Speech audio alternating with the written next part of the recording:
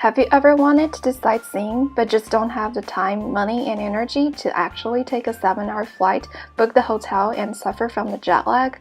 We present our project Ironman that lets you experience real-time virtual touring in a VR headset. We attach two cameras on a computer, then mount them on the drone.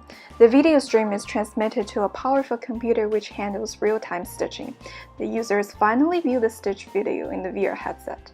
For video transmission, we use GStreamer to transmit H.264 video stream shot from two Kodak VR cameras at 15 frames per second. We use NVIDIA's real-time stitching software VRWorks 360 Video to stitch them together and send it to Unity so the user can view the real-time 360 video in Oculus Rift. In order to reduce motion sickness, we stabilize the video stream by sending real-time IMU data from the drone to Unity to counterbalance the shakiness. And that's our project. Thanks so much for watching.